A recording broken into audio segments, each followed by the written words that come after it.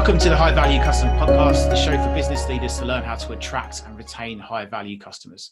This week's guest is Sarah from VerriBerri in Malden in Essex, UK. VerriBerri helps brands that want to increase their visibility, protect their reputation, and increase their income. They help their clients get their brand in front of their ideal customers using cost-effective and innovative PR methods with guaranteed results. Now, I have to ask, how do you guarantee the results of a PR company? So when we started working, one of the things that I wanted to avoid was the thing that I think comes up a lot with PR, which is it's a bit intangible. It could potentially be called fluffy maybe. And I wanted to be able to show people that it does work, it does make an impact, and we're so sure of that we'll guarantee that it will work for you. So what we do is we guarantee the amount of publications that we can get a client into. So we obviously need to speak to them first, find out about what their business is, what their USPs are, their target audience. And then once we know more about them, we can determine on the budget they have available how much the bare minimum coverage we're willing to guarantee per quarter is.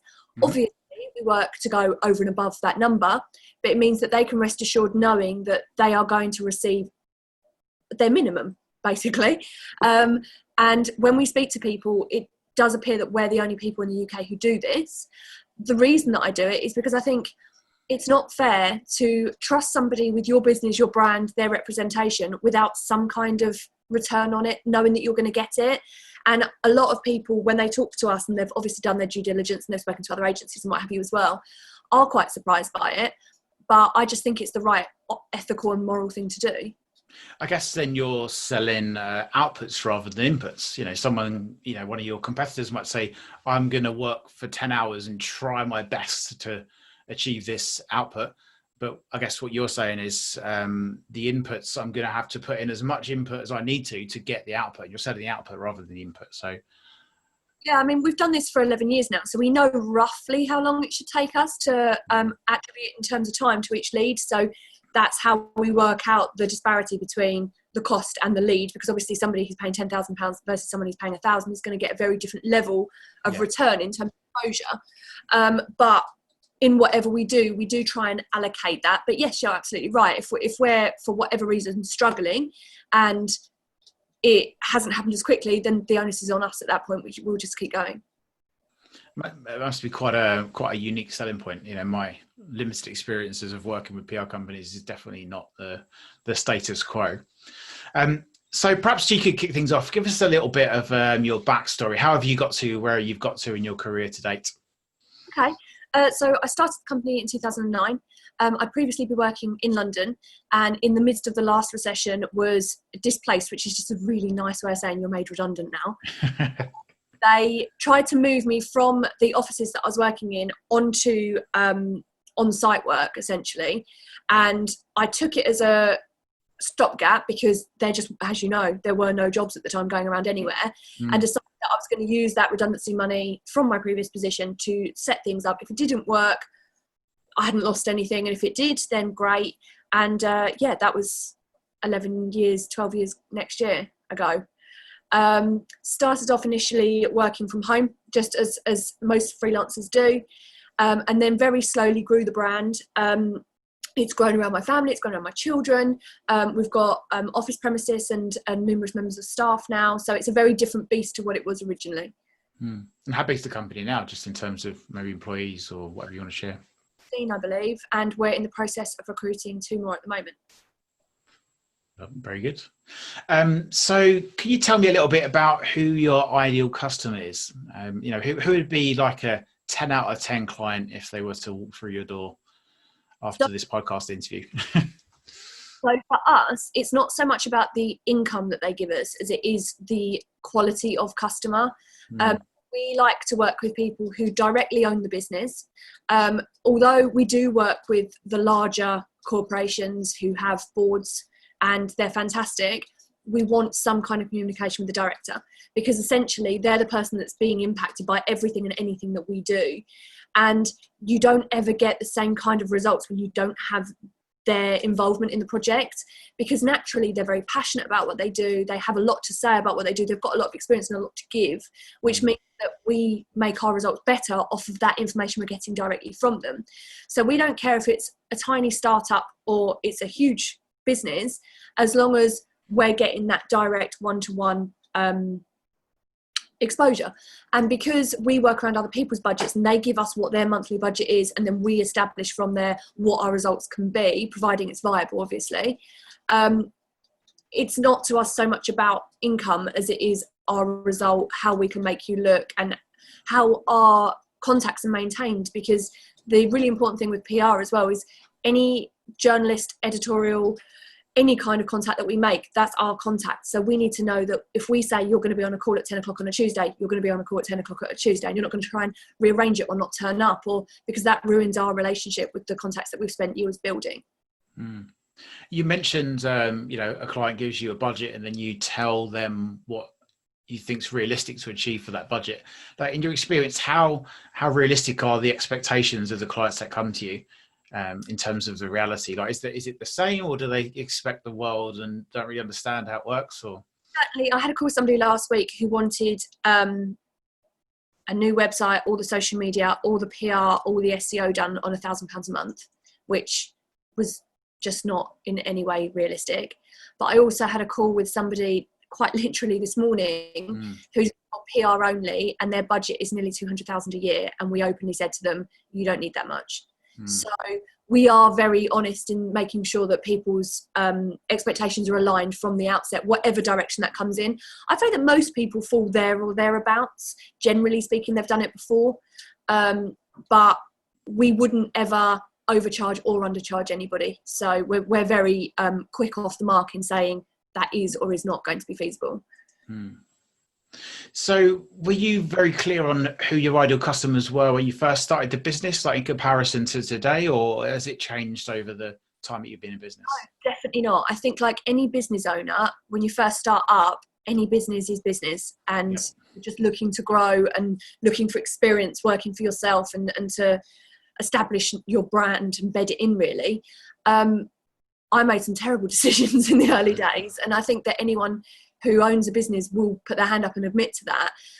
I can vividly remember trying to please people who I think retrospectively just never were going to be pleased. I can remember doing jobs and that I knew that I had a skill set above and beyond what the job that I was doing.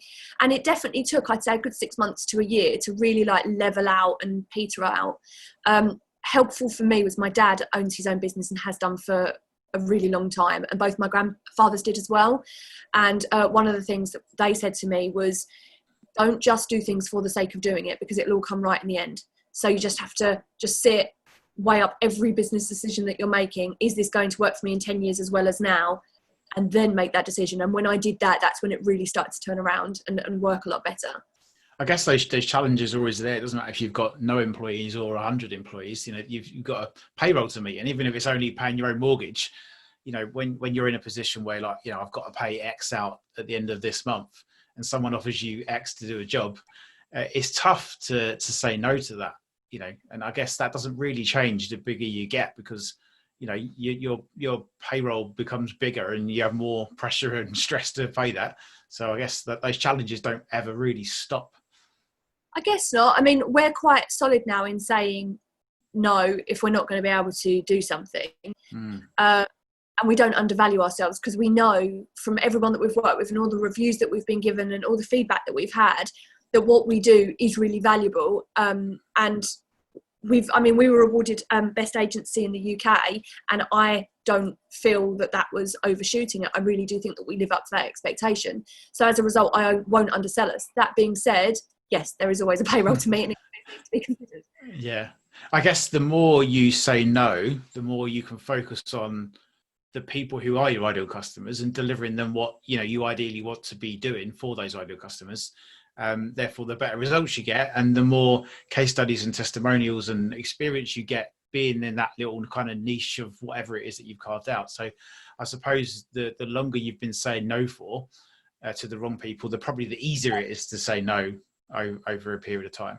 think so. And I mean, every now and again you will slip up and you think that it's going to be a great business relationship and you start working with someone and they're not communicative, or they don't really, the worst for me is when they don't really know what they want and it changes week, and that is difficult in any job that you're doing.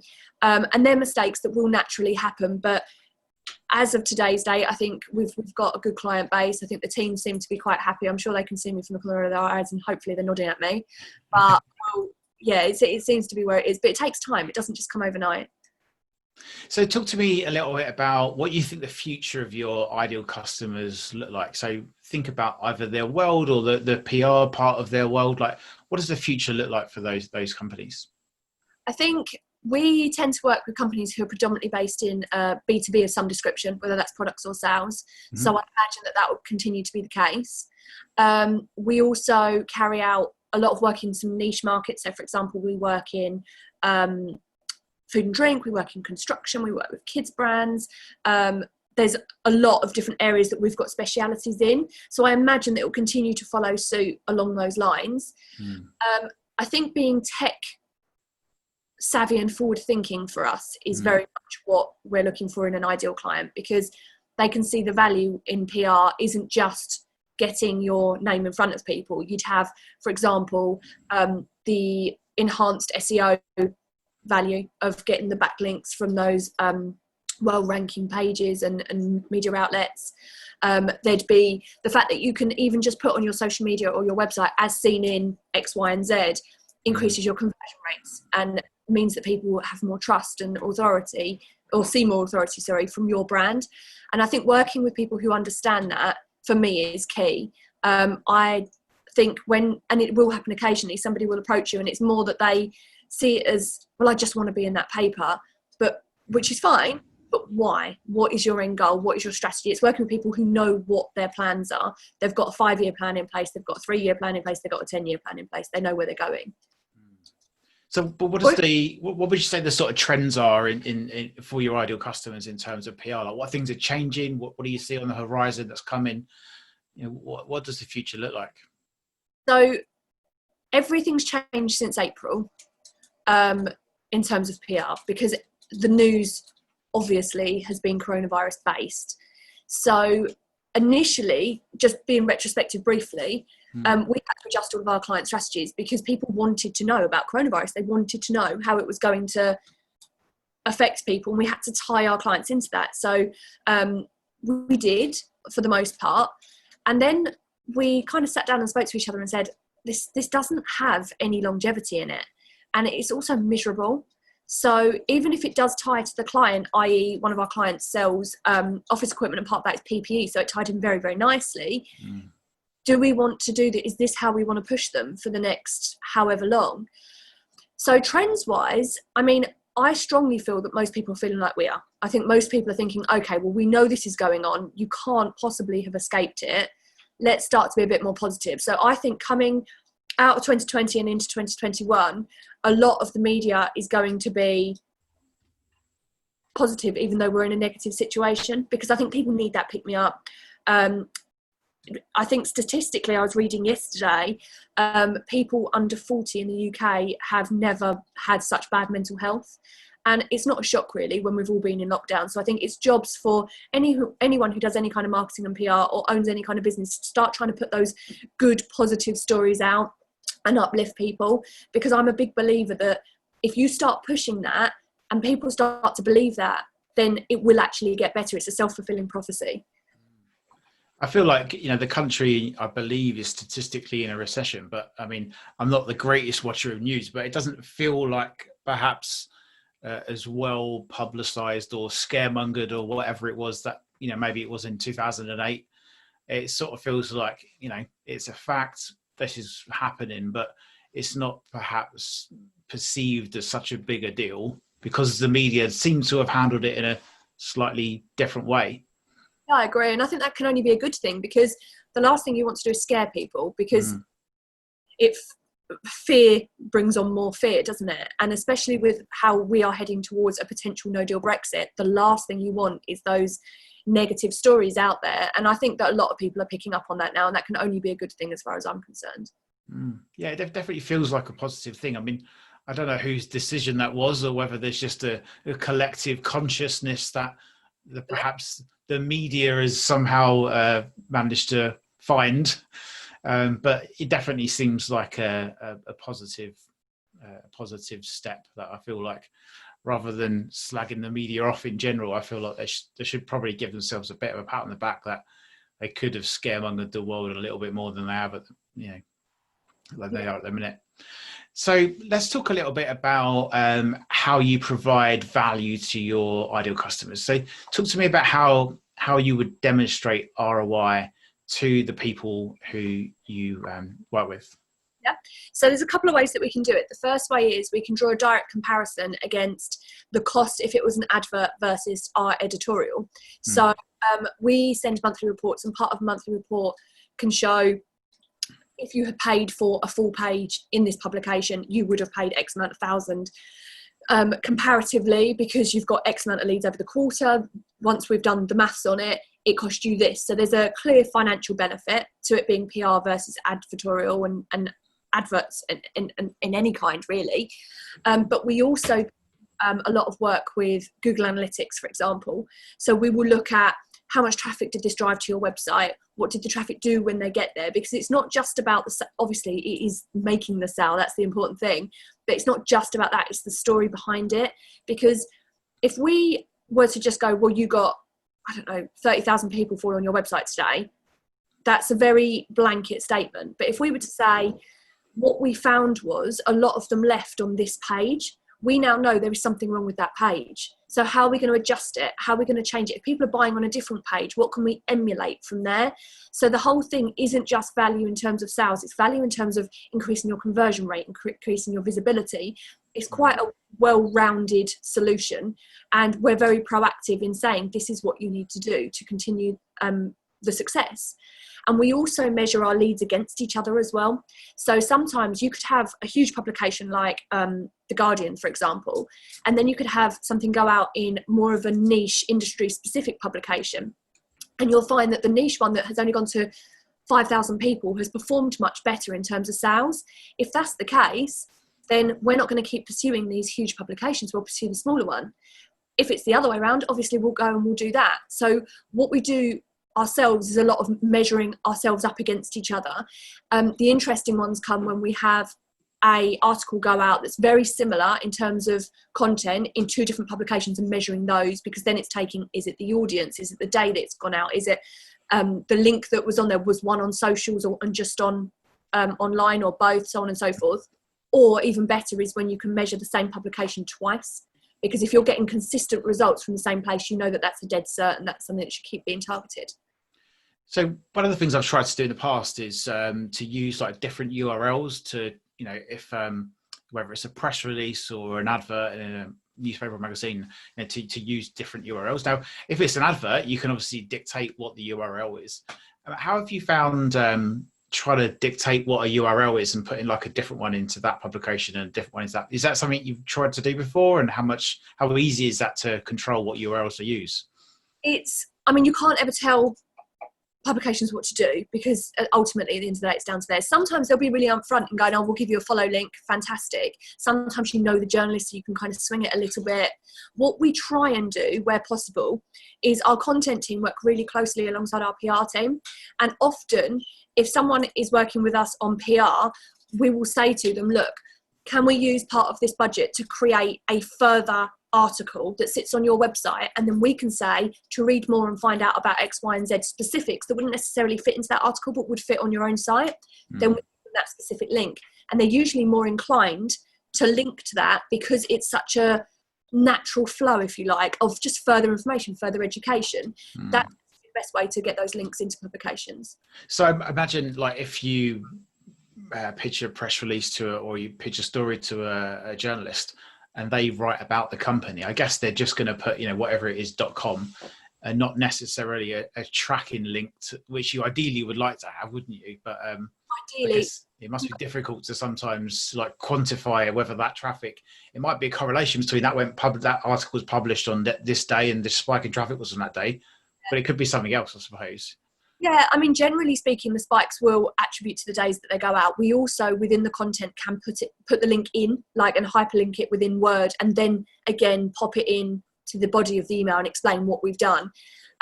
Because the relationship we've got with journalists as well, we're in a really good position to actually go back to them if it's not exactly how we wanted it, and say, would you mind doing this for us? They don't always, but often they will. Because I guess it serves them well to have, good PR people to work with. So I guess if I would like to think, or I'll imagine the good PR firms working with the good journalists, there must be a sort of mutual benefit that if you ask them to do something, then and you've got a good relationship, hopefully they would, if they're going to link to something, then you might as well say, oh, can you link it in this way? Because that helps me to, prove the benefit of getting this article into your publication or whatever. Absolutely. And we tend to find that there are a lot of reciprocal favours like that, where we'll help each other out. And in as much as we'll go to them and say, we want this client to be featured here, often they'll come to us and go, do you know anyone who does this?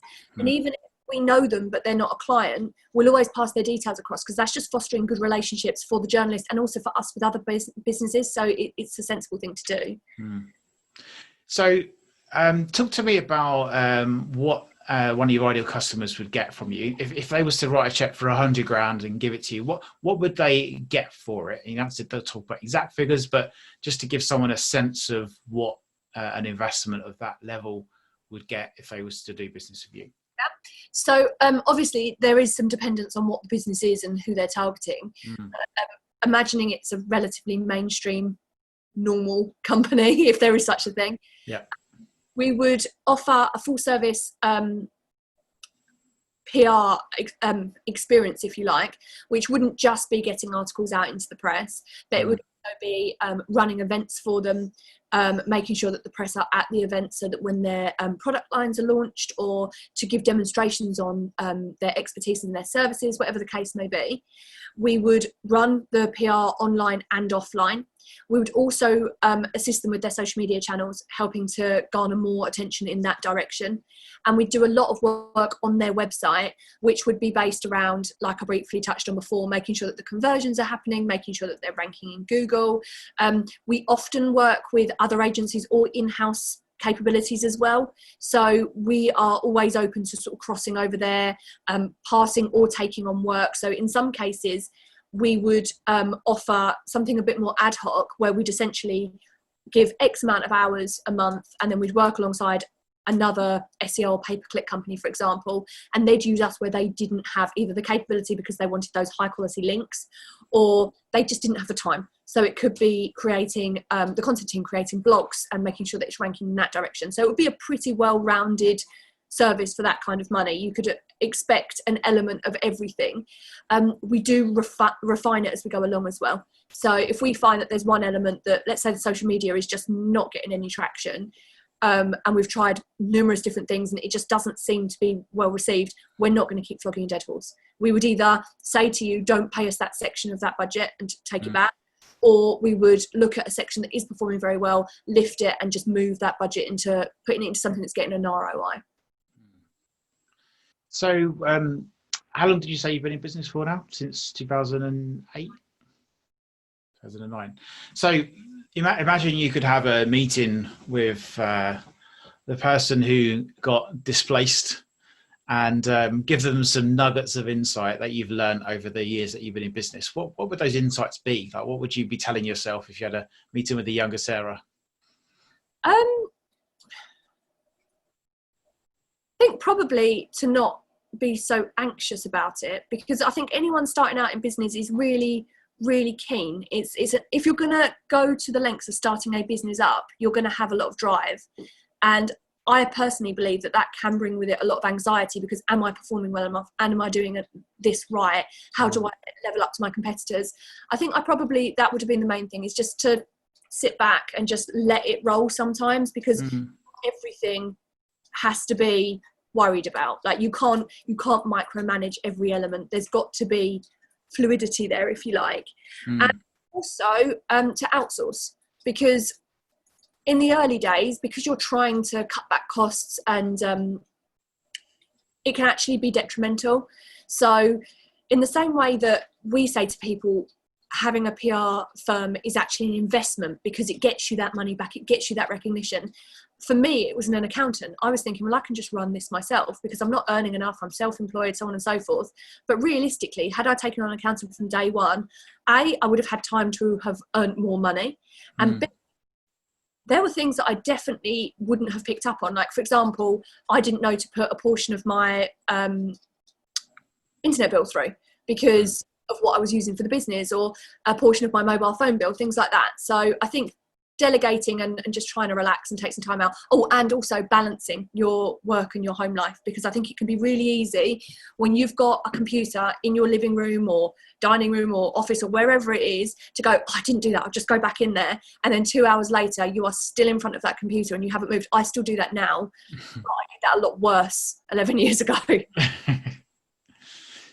I think it's, I think if a business owner is a perfectionist, like it's very difficult to sometimes to delegate that work because, you know, I could do it better than that other person could do it. But I suppose it's a case of learning to be comfortable with saying 80% is good enough. Like, it doesn't have to be 95% because I did it, and 80% is still better than not doing it. So if we're going to do it, and it's not like something that's going to be a terrible impact on who you are or what people think of you, because 80% is still pretty good. Like if you can pay someone to do it 80% good enough, and you know, you might be able to do it better yourself, but ultimately you kind of need to let go. Otherwise, I think often the business owners can be a bit of a bottleneck in the company. Is that something you've felt that you've suffered with over the years? Definitely. And I think there's also an element as well of accepting that sometimes people are actually better at you than some things. So I touched on the accounts. There's also HR, really not my forte. And so Amy runs the HR side of things, and being able to go, okay, well, I'm never going to do another appraisal, and kind of letting go of knowing what people are doing within the office. That's difficult because I like to know what is happening with everybody all the time. And I still do. There's still systems online so I can see where people have been working, what they've been working on, but I don't know the day-to-day nitty gritty of it anymore. And that was a bitter pill to swallow in a way, because you're accepting that you're not, but you can't. If the company's going to grow, you can't feasibly spread yourself that thin and still do a good job at the areas that you are supposed to be focusing on. So you mentioned some of the areas that you've let go of, things like HR and accounting. Where are the bits of your business where you're like, this is my niche and I'm going to spend all of my time in this area, or a lot of my time in this area? What are the kind of real like things that you're like, I'm still going to keep doing this because this is my strength? So mine tends to be more around business acquisition, because I know how the business works very well. I know how the teams perform, and I know how the results would best be for each client, like within a particular industry. And because I'm obviously here in the office, and I mean, you can't properly see, but it's, other than this door here, it's completely open plan between the room. And it kind of goes that way. So you can hear a lot throughout the day. You can hear different teams and you can hear different departments and people talking to each other and deciding what they're going to do. So I'm very well placed on going to see clients, explaining to them the processes and how it works, how the business runs, and doing the business acquisition, business development, business onboarding, that kind of thing. And then they are passed over to an account manager, unless they are a particularly large client that span a lot of different departments, in which case I keep my finger in there because I want to know that it's hard for different departments to do that without a bridge, if you like. Yeah. So let's say they are purely PR rather than purely design, then I would pass them over to our Zoe, who manages the PR team, and she's been working with me for 6 years now. She knows how to onboard people, how to make sure they get the best results, and she works closely with me, so she and I then work in a partnership in that way. And I think that was a big change, especially when you've originally been working on your own and doing everything and implementing everything yourself. But I think it's a good change, because there's that everyone's got skills that no one else has that's unique to them, and we're very good as a company at pulling those skills out of people and realizing where they're excelling. And we also are very open. So once a month, for example, we'll have a team meeting where we'll talk about all of our clients and we'll look for new campaign ideas. And it may mean that somebody who's in a department that's never actually come into contact with that client before may have a fantastic idea because they're fresh to it, and it gives the clients better results, us running things that way. I think the longer you've been doing anything, the more difficult it is to look at it with a fresh set of eyes. I think my experience of, I don't know, working with someone new, like there's a period where you're fresh and you're like, why do you do that? And why do you do this? And how does this work?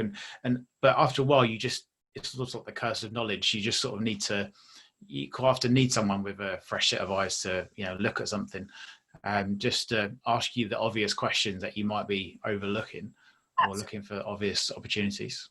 Definitely. And those monthly team meetings are giving us that opportunity 12 times a year. So it means that the clients are consistently getting rejuvenized projects, which is something that, again, is a big USP for us. So talk to me a little bit about the future of your business. What have you got on the horizon for the next, 3 years, 5 years, 10 years? How far are you planning, and what is it that you're looking to achieve? We've got a 5-year plan. We never want to be a huge faceless corporation. That's never something that I would want for us. We want it to always be boutique, and you always get to know your account managers very well. And when we work with anyone, for example, we send them on their proposal email, and once they've accepted the scope of work, we send them we call it a team tree, but it's essentially like a hierarchy, so you can see who people are, what departments they work in. There's a picture to the name, so that you can quite easily know who you want to talk to if you're looking for something. And I always want that. I always want that personal touch. Obviously, we want to grow as a brand, and I imagine that we will for the next 5 years, but I don't ever foresee us becoming too big to care. So how are you measuring your kind of 5-year plan in terms, is it revenue or number of clients, or a mixture of both, or what's this? A mixture of revenue, clients, and team members, how many team members we'd require. So over the next 5 years, what are the challenges that you foresee that you need to overcome to achieve those goals? And what have you got in mind to overcome them?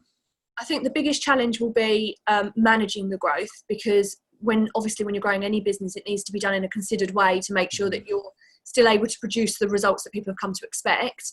And the way that we would overcome that is we're putting quite stringent reporting facilities in place, so that we know where people are at any given moment. The monthly reports are always run by senior management, so we can look at it and red flag anything that, and 99 times out of 100 will go, why is that? And it's very easily explained, but at least then it's had that second eye over it. I'm not saying it's infallible, because I truly believe that you have to be honest with yourself, and I don't think any business is. I think everyone's going to have things that potentially could happen, but we're doing the absolute best we can to make sure that the growth doesn't spiral out of control. Is it how well kind of systemized and how well you're defined your processes? So if you have a new client that comes on board, is there documentation to say this is exactly what's going to happen? And So from the client side, once they've received their proposal and they've come back and they've said if this is something that they'd like to pursue, we draw up a scope of work, which is a condensed version of essentially, this is what we're going to do, this is how we're going to do it, and this is your guaranteed amount of leads. Or if they're dealing more with social media or SEO or design, for example, obviously that would be different, but it outlines what their expected results are. And then an email is sent from the person who has onboarded them, which could be myself or Luke, is sent across the senior management team, and we've got a preset template that essentially says who they are, their website, their competitors, information about them, and just information to back up the proposal, because it's easy to tell from the proposal what services you're giving, but why are we giving them, how are we giving them, what are their niches, and that document is all in there. So that document is then sent over to senior management, they read through it, and then there's a meeting, and the meeting they can ask any questions to make sure that they're onboarded properly. The client then has, once they've signed the scope of work, there is at the moment, Zoom meeting, because obviously we're not really able to sit with people. There's a Zoom meeting with department heads where they can essentially see who's going to be involved in the project, what they're going to be doing, and they can get to know each other a little bit, get a face to a name, at least for the interim until we can go and see people again. And then once that has been done, then the internal teams are onboarded by the managers within that department. And then we've got systems, technology-based systems, to make sure that everything is reported. We have the same clocking system that they use in legal services, so that we can make sure that clients are getting exactly what they should be paying for.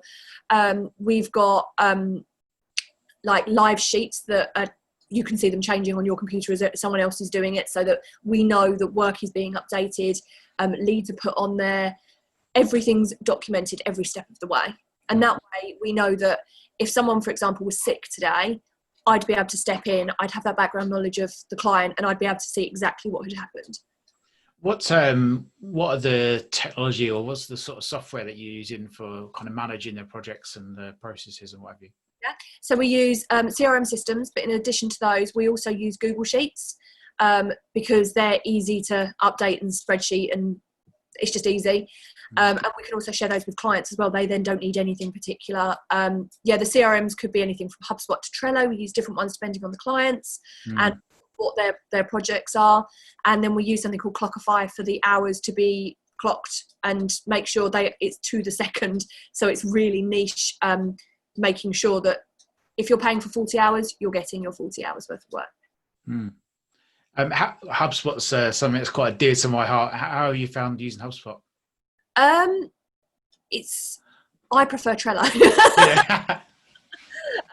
But yeah, it's a good platform. I think it's specifically good for more lead generation type projects. So, for example, if somebody's doing a project on LinkedIn, for example, that's an excellent platform to be able to upload that on. Yeah, I mean, we use, or I suppose we used to use Trello. We've now started using Microsoft Teams, which, quite honestly, for the Trello type functionality, isn't anywhere near as good. But Trello, I would say, is quite different to HubSpot in terms of Trello is probably more like managing tasks and what have you. I mean, you can do that in HubSpot, but I think the pure sort of task stuff is probably better in Trello. But I guess, like you said, for lead generation and CRM system, you know, I don't know. I'm sure someone uses Trello as a CRM, but it's probably not. It's definitely not what it's intended to be. We have different ones depending on the client's needs, what we're doing for them, what the end results are, because they need to have something that suits them and is as focused as a CRM system possibly can be. So one of the last questions I've got for you is a little fictitious one for you to ponder. If I was to put 100 grand into your bank account for you to spend on your business, so spending it on something which perhaps is just outside of all the things that you budgeted for, so this really great idea that you just haven't quite had enough budget to cover, what would you spend that 100 grand on to grow your business? Ooh. I would use it as a deposit for our own property so that we didn't have to have a serviced office. Because I think most businesses, they rent the premises, don't they? And I would want to own our own premises so that we could do whatever we wanted to it, because we are in a listed building. So our capabilities are restricted by that. I mean, it's beautiful. It's a lovely old mill, but there's certain things that we can and cannot do. And I think that in the same way that you'd always buy a house for you personally, in order for the business to really stand on its own, that's what I do. I put that as a deposit down on a property. I mean, when you, I don't know if you've watched the film called I think it's called The Founder. It's about like the McDonald's franchises and what have you. But essentially, the guy realizes he's in a real estate business. The business just pays the bills for the real estate business. Really, like selling hamburgers is not the main business. Really, it's like how could I afford to get a tenant in to buy this chunk of real estate off me and pay me a certain amount each month. So they're one of their biggest sort of revenue streams, and one of their biggest assets is actually the fact that they own all the properties that the restaurants are operated out of. And I guess it's if you don't own where you live, you are just effectively paying someone else's profit.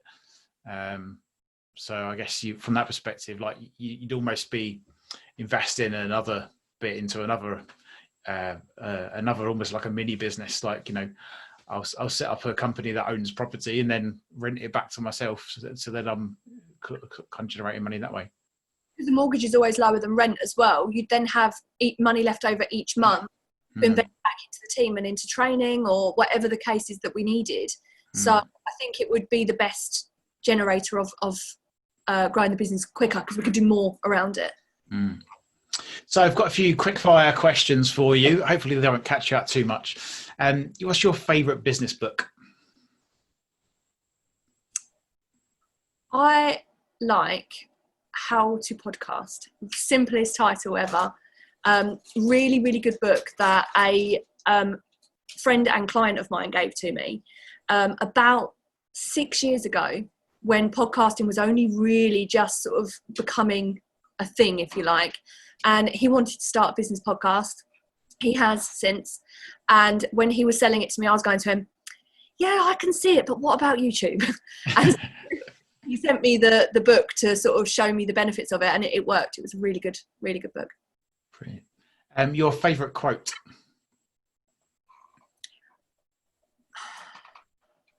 I have to admit here, I don't like quotes. I'm one of those people that, I just don't like inspirational quotes. I think that you should get inspiration from the people that are around you, what they are doing, and the things that are being achieved. So yeah, can I skip one? That's a fair answer. Your favourite TED Talk, or your most inspiring TED Talk?